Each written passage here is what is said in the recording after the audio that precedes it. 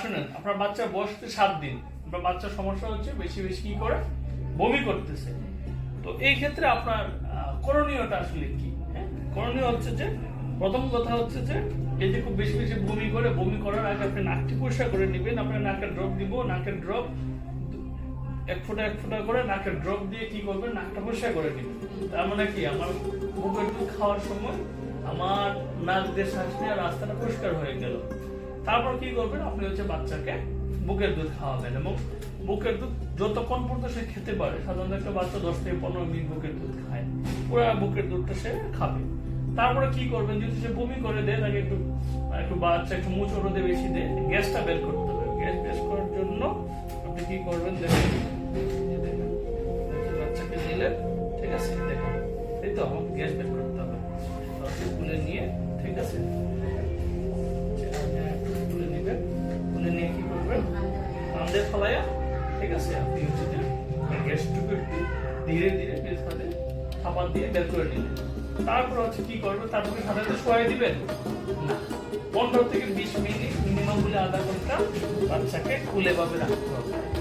তারপরে আপনার বাচ্চাকে শোয়াবেন। এই হচ্ছে যে আপনার বাচ্চাকে বেশি বেশি বমি করে, বমি থেকে বাচ্চাকে মানে সেভ করার জন্য এই উপায়গুলো অবলম্বন করবেন।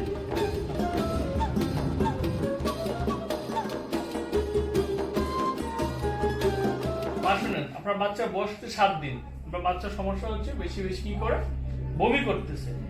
তো এই ক্ষেত্রে আপনার করণীয়টা আসলে কি? হ্যাঁ, করণীয় হচ্ছে যে প্রথম কথা হচ্ছে যে এই যে খুব বেশি বেশি বমি করে, বমি করার আগে আপনি নাকটি পরিষ্কার করে নেবেন। আপনার নাকের ড্রপ দিব, নাকের ড্রপ এক ফোঁটা করে নাকের ড্রপ দিয়ে কি করবেন, নাকটা পরিষ্কার করে নেবেন।